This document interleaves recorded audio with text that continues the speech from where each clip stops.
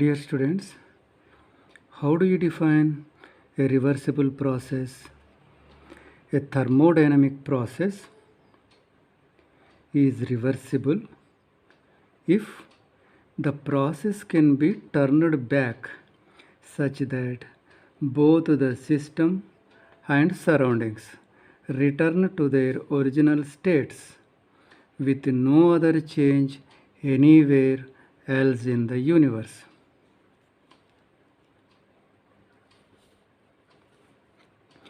The conditions required for a process to be reversible are, under what conditions it can be reversible?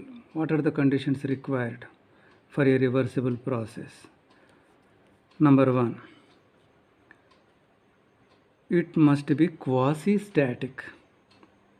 Then only it can be reversible. What do you mean by quasi-static? If the changes take place at infinitesimally slow rate, each time increase in pressure should be infinitesimally small, increase in temperature infinitesimally small, like that. Changes must be infinitesimally small, and the system, and at every stage the system must be in thermal and mechanical equilibrium with the surroundings. See, in thermal equilibrium, temperature will be same. Temperature of body, temperature of surrounding, both will be same. And under mechanical equilibrium, pressure of the system and pressure of the surroundings, both will be same. So, if the system is always in thermal and mechanical equilibrium with surroundings, then we say it is in quasi-static state. So this is one condition. And second condition, there are no dissipative effects. Dissipation means, for example, a body is sliding on an incline. Let us see what is dissipative effect. In this example, you kept a body of mass 2 kg at 3 meters height on an inclined plane. At this height, it possesses a potential energy of 60 joules, and if you drop the body there, it will slide over the inclined plane and comes down, and as it moves down, height decreases, so its potential energy decreases and its velocity increases.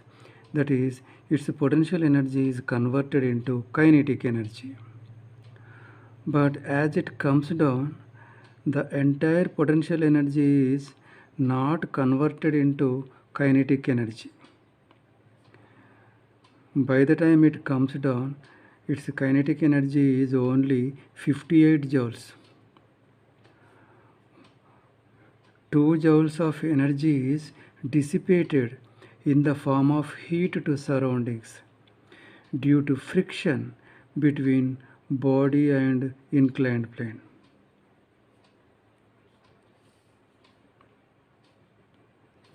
Similarly, there should be no friction between walls of cylinder and piston. The piston should move without friction easily, freely inside the cylinder. If there is friction, then some amount of energy will be wasted in the form of heat. Now, let us consider examples of reversible process. See, ice is at 0 degree centigrade. Under normal atmospheric pressure, by giving energy, that is called latent heat, it can be converted into water at 0 degrees centigrade. And withdrawing the same amount of heat energy, it can be converted again into ice at 0 degrees centigrade under normal atmospheric pressure. So this is reversible process. Similarly, suppose water is boiling at 100 degrees centigrade, adding heat of vaporization, latent heat of vaporization to this under normal atmospheric pressure, it can be converted into water vapor. And from the same water vapor, you can get back water by withdrawing, by removing the latent heat of vapor at the same rate, withdrawing the same heat at the same rate, we can get back water at 100 degrees centigrade. Third example, isothermal expansion of an ideal gas in a cylinder fitted with a frictionless movable piston is reversible. So here what he says, here you have taken some gas. This is in the initial state, and this cylinder is made of conducting wall, and it has absorbed some heat energy and expanded, and this is called as isothermal expansion, and there is no change in temperature. Suppose here 50 degrees centigrade, here also 50 degrees centigrade at the same temperature, means the piston should move very slowly, absorbing some amount of heat energy at the same temperature. It expanded, and this is known as isothermal expansion. Now, by pushing the piston to left side gradually and maintaining the same temperature. If you should maintain the same temperature, some of the heat energy must be rejected to the surrounding. So this is made of conducting wall, and the heat energy is allowed to be rejected to the surroundings through the conducting wall, and we should give sufficient time for the heat exchange. That's why you must move the piston slowly, and it can be returned to its original state, to its initial state. Isothermal expansion, isothermal compression.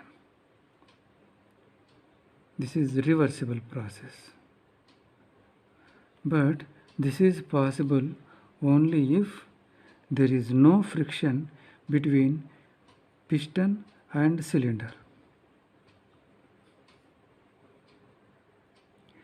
And next, let us consider irreversible process. A process that cannot be retraced back in the opposite direction is called an irreversible process. In an irreversible process, the system does not pass through the same intermediate states as in the direct process, even if the same initial state is reached. Now, let us consider examples to this irreversible process. So, in this example, a vessel is kept on a stand and it is being heated by a Bunsen burner. See, the bottom part will be at higher temperature and the sides will be at lower temperature. Now you remove the stove. After some time, the entire vessel reaches uniform temperature. At the bottom and the sides also same temperature. So now this is one process. Now can you bring back? You do anything, but can you reach the initial state? No. It cannot come back to its initial state.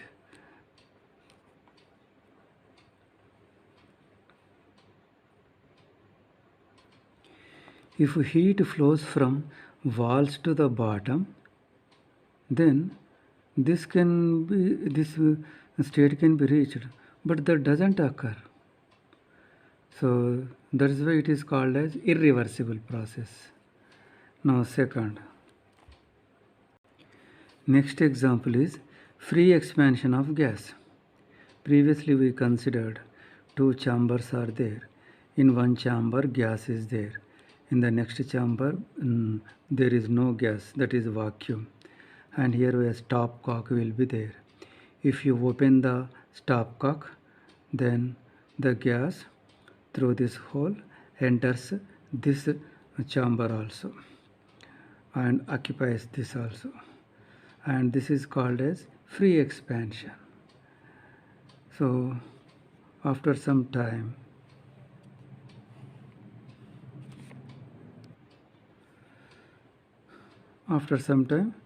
both chambers will be filled with gases. So here the gas has entered into vacuum, but again the gas cannot come back and it cannot achieve the previous state. So that is why the free expansion of gas is an example for a reversible process. Suppose cooking gas is leaked from cylinder and it diffuses in the kitchen room. So this is one process. Can it be reversed? Again the gas which occupied the kitchen room, can it come back into the cylinder? No. Therefore this is irreversible. Combustion reaction of when we ignite by a spark, the mixture of petrol and air, petrol in the presence of oxygen in the air, undergoes combustion reaction and carbon dioxide is produced. But if you want, we get the hot exhaust gases. Can you reverse the process from the hot exhaust? Can the hot exhaust gases can be converted to, and can we get petrol and air again from the gases? No, it cannot be reversed. Therefore this is an example for irreversible reaction, irreversible process, because you cannot get the initial state of petrol and air again. Another example, suppose in a beaker you took some water and you are heating that with a burner. Now you will be using the stirrer, moving and moving.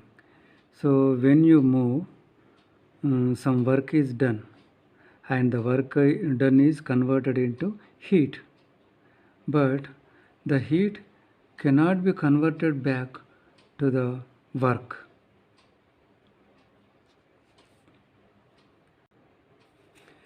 The stirring of a liquid in thermal contact with a reservoir will convert the work done into heat, increasing the internal energy of the reservoir. The process cannot be reversed exactly. Otherwise, it would amount to conversion of heat entirely into work, violating the second law of thermodynamics. Irreversibility is a rule rather than an exception in nature. Irreversibility arises mainly from two causes. One, many processes like free expansion or explosive chemical reaction uh, they take the system through non-equilibrium states. That's why we cannot come to the initial state because of non-equilibrium states. Second one, most processes involve friction, viscosity, and other dissipative effects.